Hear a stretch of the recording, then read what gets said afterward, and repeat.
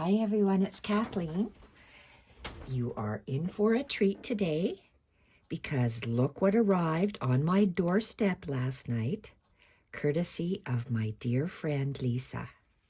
Lisa purchased this book, Foolproof Freeform Embroidery by Jennifer Clouston, and it arrived in this package.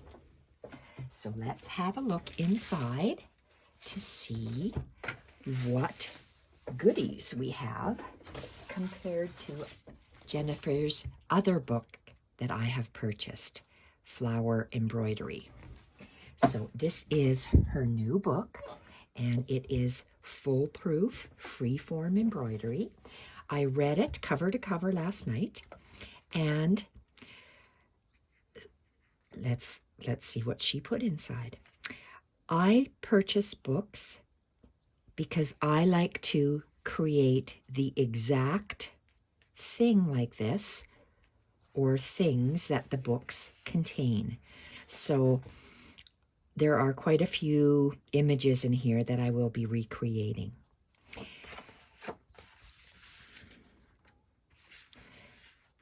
I love that Jennifer has included this beautiful sample. I'm going to call it on wool embroidery. I found it. I earbooked a page. It is right here. This is the similar thing that other ladies have done on YouTube, and I would like to recreate this. This is so gorgeous. So let's leaf through page by page to see what this foolproof freeform embroidery book is like. The imagery of Jennifer's stitching is beautiful. Love her flowers. Love how they are presented. We have a table of contents.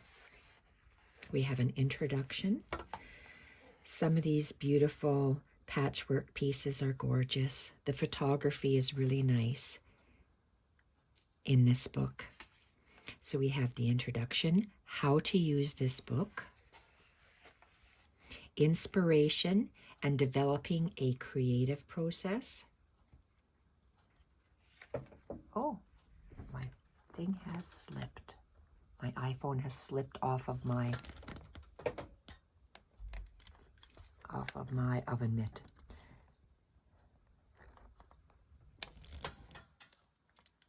Okay, preparing for your creative journey.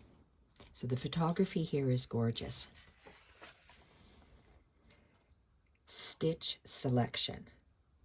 She talks about stitch collection, thread selection, and creating a color palette. I've read it through once. I won't be reading it again. I'm just going to be using it now for the visual images that I will be recreating from this book. So she calls this daily stitching practice.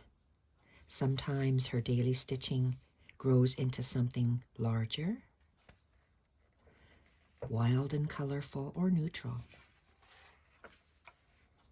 Stitching necessities. She tells you how to make a needle case out of a doily, a vintage doily. She goes through different marking tools, a roller press, and thread conditioner. I don't use any of those myself. She goes through the use of pins, glue, basting spray, and sewing clips. I don't use those either. Pin cushions. Her pin cushions are gorgeous, absolutely gorgeous. I will be creating some pin cushions from vintage egg cups, candle holders, and other different pieces. She speaks about rotary cutting boards, cutters, mats, and irons. I don't use any of that.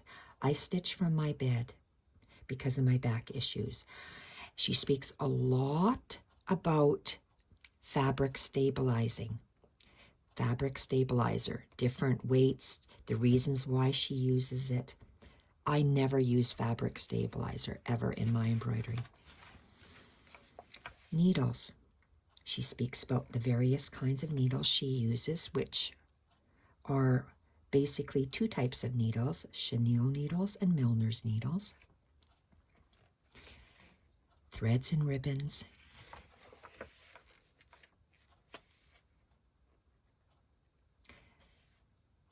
Color, ribbons, different embellishments a person could use.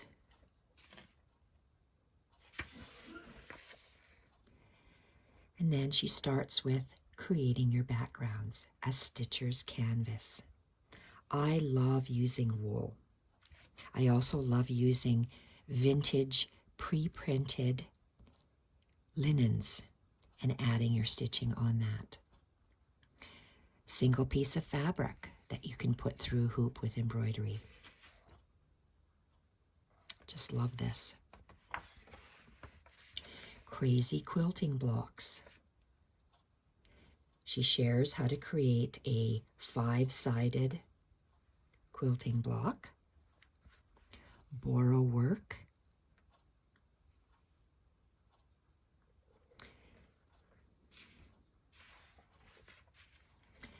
Snippets and embroidery. It's another background to use are snippets or fabric collage or scraps of fabric and lace basted in place. I love this sort of thing. Love that. I love neutrals because the colors of your threads and ribbons absolutely pop. They are not fighting in the background. She also speaks about working or stitching with repurposed clothing. English paper piecing is a big part of her life. I don't do English paper piecing. So this is about paper piecing, how she pieces it together. She also talks about appliques, turned applique, which I do not do. I like to do wool applique, so I can just cut out my shape, stitch it on, and then embellish it. I've done so much sewing in my life that I have had enough of these sort of things, but every person is different. Her stitching ideas are very cool. She talks about wool applique, which I just mentioned, and stitch books. She shows how to create a stitch book. I, of course, create mine differently. She is more of a finished book. I'm more of a irregular, ragged, scrappy type of stitcher. I love her photographs of her embroidery. So here's where she starts, that I will be referring back to. Let's get stitching. She gives different steps in her stitching. She creates a foundation chain. Then she adds a pressure point. Then she adds softening. And then finishing touches. All of these, if a person was to replicate every single one of these, you'll learn in time how you can add to the ends of the base, the tips, and your focal points. So here she has different feather stitch variations, similar to the flower embroidery book, but it's nice to get a breakdown of the stitches and when they are added. So we have feather stitch variations again, chain stitch variations for stems, assorted foundation stitches. These are different, not stems, but could be done in just free-form work. We have the herringbone stitch, blanket stitch, closed blanket stitch, open blanket stitch, or up and down blanket stitch, chevron, and the cretonne stitch. Then she goes on to other different foundation stitches, fern stitches, colonial knots, couching. This is what's unique about the book. She starts off with, we started off with our foundation chain, our foundation stitches. Then Jennifer speaks about pressure points, and it's good to follow along with her book and create different flowers on her pressure points, different designs. So we have pressure points A, B. These are beautiful little flowers. I intend on practicing these, each and every one, to get a feel for which ones I really like. Pressure points C. Then she goes into softening. Softening is adding little arms, elbows, branches, and then maybe little flowers on the top. We have movement in our botanicals. Movement by the stem, then we add smaller, thinner threads, and then we add tiny little things on the ends. Again, lots of different examples to choose from to practice. Stem, movement, focal points. Beautiful stitching. It's nice that she showed in this book how to start, how to add on, and how to finish. That's what I like about these pictures here. Basic stem, what you create first in a thicker, darker thread, add a lighter, thinner thread, and then bright, various threads for the flowers. And we add on and add on. Finishing touches. Beautiful meandering vines. That's what I think Jennifer Clouston is known for me, is her meandering vines, filling out the vines, using up her little ort pieces. Sweet Delights. This is the image from the front of the book. I definitely will be creating this and every single one of these stitched pieces that she has stated here. They are just gorgeous. I like how she's labeled them, and they are just so interesting to look at. And here she's dividing it into sections. Step 1, the stem. Step 2 is adding on the movement. And 3, she's embellished a little bit more. And she's done that with a series of vines.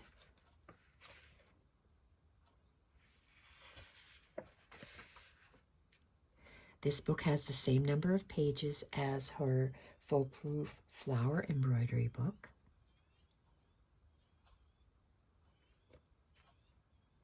Very nice. These could be the crazy stitching. Love these meandering vines. That's in my mind, when I think of Jennifer Clouston, I think of meandering vines. And so I'm glad to have these to recreate and to practice on. More and more stitches. Just love these meandering vines.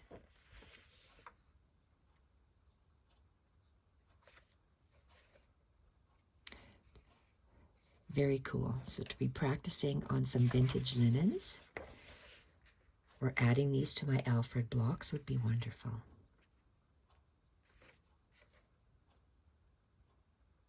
Very, very nice. Color changes everything.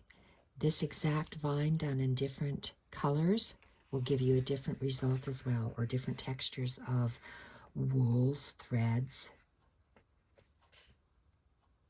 Just gorgeous. Beautiful stitching. It's how you combine the stitches with the different colors.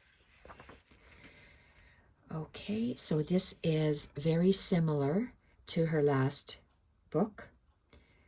Virtually the same information about stitching basics for ribbons, for yarn, for Brazilian threads. I didn't understand this one, alternating chain stitch. When I do this, I use 2 needles and work 2 needles simultaneously. I couldn't understand how I, with my fingers, my thumb lets go. I don't understand how I would do that stitch. Maybe one day Jennifer can show us on her channel how she does that. These are all the same in her previous book. All of these stitches are the same in her previous book.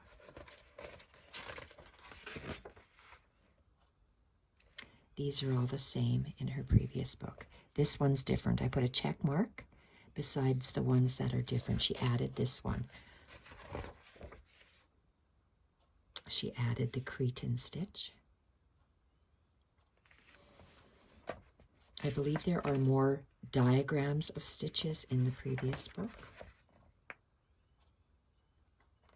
These are the same. The new one that's added is the knotted feather stitch.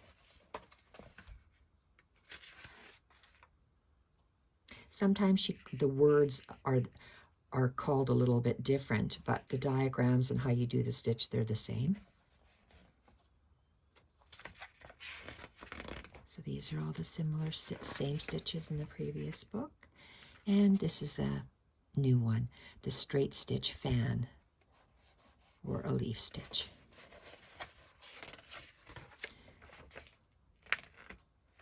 The same.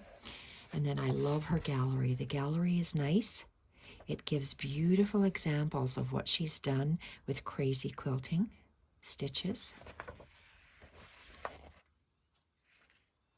More examples of her stitching. Beautiful examples of greenery on neutrals. And I put a bookmark here because Corinne did one of these on her channel. When she went to class, she showed the finished version of what she was working on. This is gorgeous. I definitely would love to do this. This is a great way to practice your stems. But I want to go through each one and do exactly like Jennifer has done so I can tell for myself which style that I really like. These are beautiful. She's done a clutch, paper piercing bag. That's a stitch sample, fabric collage pouch, zippered pouch, sewing caddy, snippets, not snippets, just freeform embroidery. These are snippets. Beautiful stitching works. And that's Jennifer. So there you have it. Beautiful freeform embroidery. It's foolproof freeform embroidery. And I also have this flower embroidery. So the reason I buy the books is so I can see the samples of how they're done. And I can recreate my own flowers based on this. So these are 2 books that Jennifer has put out. And they are great for the photographs, absolutely great to recreate these beautiful embroidered images. So I'm going to recreate these. Absolutely beautiful. Thank you everyone for watching, and thank you so much, Lisa, for buying this book for me for my birthday. Talk to you very soon, my friend. Goodbye, everyone.